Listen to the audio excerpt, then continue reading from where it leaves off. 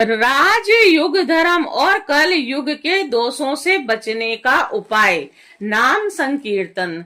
श्री सुखदेव जी कहते हैं कि परीक्षित, जब पृथ्वी देखती है कि राजा लोग मुझ पर विजय प्राप्त करने के लिए उतावले हो रहे हैं, तब वह हंसने लगती है और कहती है कि कितने आश्चर्य की बात है कि ये राजा लोग जो स्वयं मौत के खिलौने हैं, मुझे जीतना चाहते हैं। राजाओं से ये बात छिपी नहीं है कि वे एक न एक दिन मर जाएंगे, फिर भी वे व्यर्थ में ही मुझे जीतने की कामना करते रहते हैं।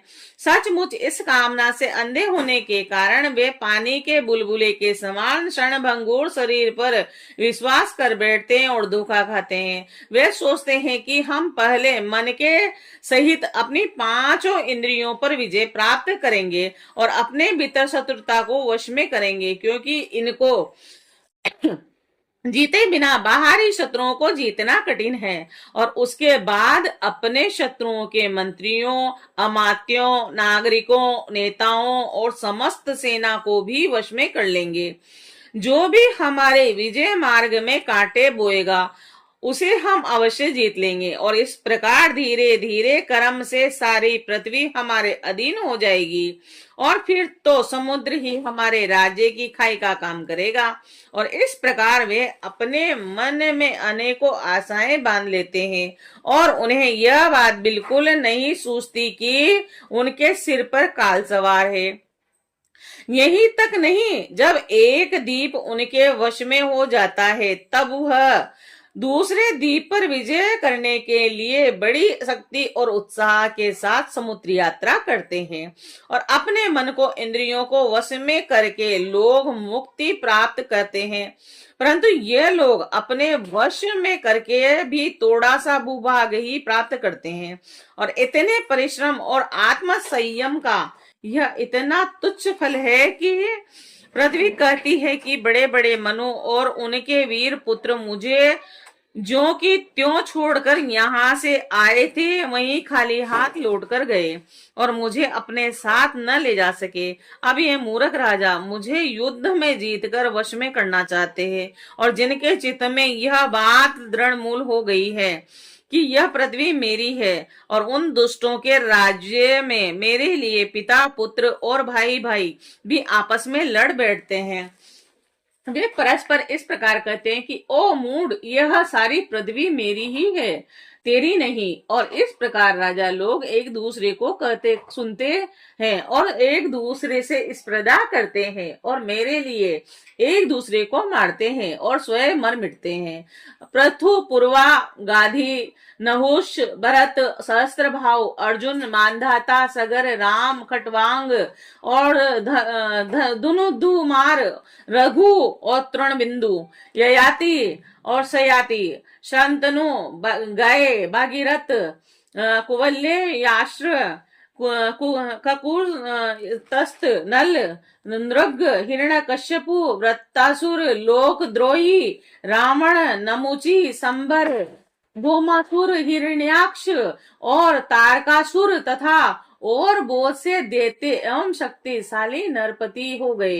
ये सब लोग सब कुछ समझते थे, सूर थे, सभी ने दिग्विजय में दूसरों को हरा दिया, किंतु दूसरे लोग इन्हें न जीत सके, परंतु यह सब के सब मृत्यु के ग्रास बन गए।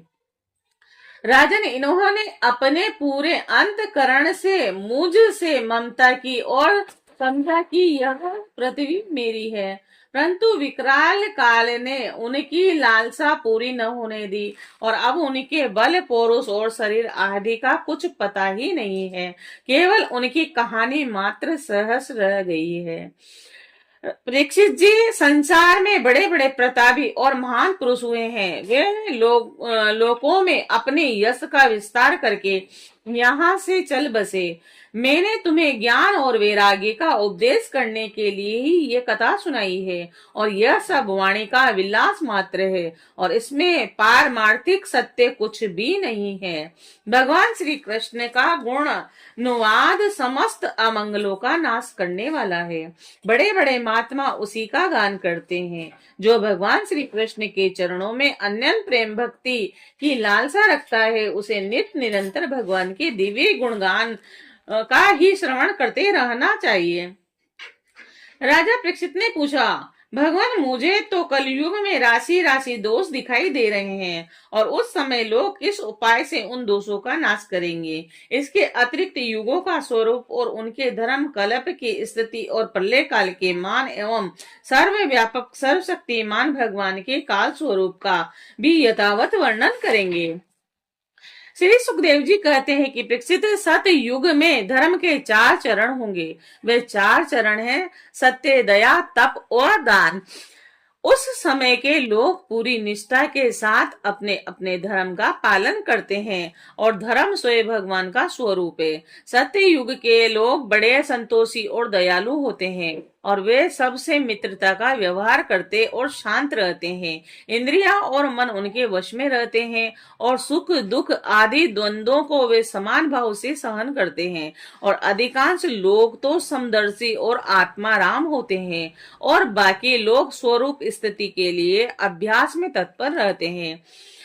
धर्म के समान अधर्म के भी 4 चरण हैं, सत्य, हिंसा, असंतोष और कलह।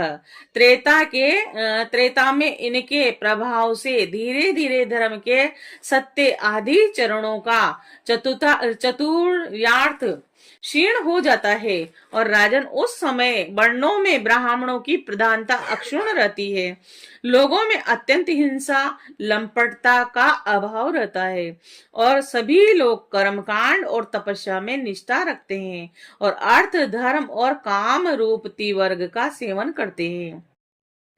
अधिकांश लोग कर्म प्रतिपादक वेदों के पारदर्शी विद्वान होते हैं और द्वापर युग में हिंसा, असंतोष, झूठ और देश, अधर्म के इन 4 चरणों की वृद्धि हो जाती है एवं इनके कारण धर्म के 4 चरण तपस्या, सत्य, दया और दान आधे आधे क्षीण हो जाते हैं और उस समय के लोग बड़े यशस्वी, कर्मकांडी और वेद के अध्ययन अध्यापन में बड़े तत्पर होते हैं।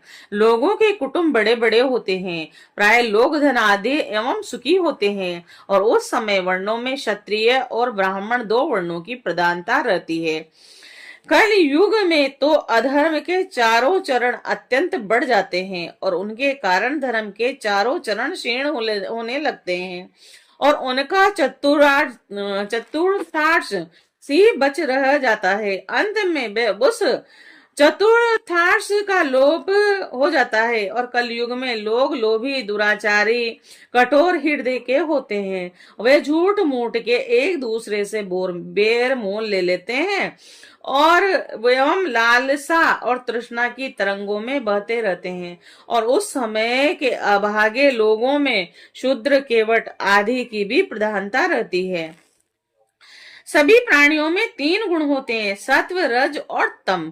काल की प्रेरणा से समय समय पर शरीर, प्राण और मन में उनका ह्रास और विकास भी हुआ करता है और जिस समय मन, बुद्धि और इंद्रियां सद्गुण में स्थिर होकर अपना अपना काम करने लगती है, उसी समय सतयुग समझना चाहिए। सत्य गुण की प्रधानता के समय मनुष्य ज्ञान और तपस्या से अधिक प्रेम करने लगता है और जिस समय मनुष्य की प्रवृत्ति और रुचि धर्म, अर्थ और का लौकिक पारलौकिक सुख भोगों की ओर होती है तथा शरीर, मन और इंद्रियां रजोगुण में स्थिर होकर काम करने लगती हैं। बुद्धिमान परीक्षित समझना चाहिए कि उस समय त्रेता युग अपना काम कर रहा है और जिस समय लोभ, असंतोष, अभिमान, दंभ और मत्सर आदि दोषों का बोलबाला हो और मनुष्य बड़े उत्साह तथा रुचि के साथ सकाम कर्मों में लगना चाहे, उस समय द्वापर युग समझना चाहिए। अवश्य ही रजोगुण और तमोगुण की मिश्रित प्रधानता का नाम ही द्वापर युग है और जिस समय झूठ, कपट, तंद्रा, निद्रा, हिंसा, विषाद, शोक, मोह, भय और दीनता की प्रधानता हो, उसे तमोगुण प्रधान कलयुग समझना चाहिए। जब कलयुग का राज्य होता है तब लोगों की दृष्टि शुद्र हो जाती है। अधिकांश लोग होते तो हैं अत्यंत निर्धन, परंतु खाते हैं बहुत अधिक और उनका भाग्य तो होता है बहुत ही मंद और चित्त में कामनाएं होती है बहुत बड़ी बड़ी, और स्त्रियों की दृष्टता और उल्टापन की वृद्धि हो जाती है। सारे देश में गांव गांव में लुटेरों की प्रधानता एवं प्रचुरता हो जाती है। पाखंडी लोग अपने नए नए मत चलाकर मनमाने ढंग से वेदों का तात्पर्य निकालने लगते हैं और इस प्रकार उन्हें कलंकित करते हैं। राजा कहलाने वाले लोग प्रजा की सारी कमाई हड़प कर उन्हें चूसने लगते हैं और ब्राह्मण नामधारी जीव पेट भरने और जनेंद्रियों को तृप्त करने में ही लग जाते हैं। ब्रह्मचारी लोग ब्रह्मचर्य व्रत से रहित और अपवित्र रहने लगते हैं और ग्रस्त दूसरों को भिक्षा देने के बदले स्वयं भीख मांगने लगते हैं और वानरप्रस्थी गांवों में बसने लगते हैं और सन्यासी धन के अत्यंत लोभी अर्थ पिचास हो जाते हैं और स्त्रियों का आकार तो छोटा हो जाता है और पर भूख बढ़ जाती है और उन्हें संतान बहुत अधिक होती है और वे अपने कुल मर्यादा का उल्लंघन करके लाज हया और उनका भूषण है छोड़ बैठती है। वे सदा सर्वदा कड़वी बात कहती रहती है और चोरी तथा कपट में बड़ी निपुण हो जाती है। उनमें साहस भी बहुत बढ़ जाता है।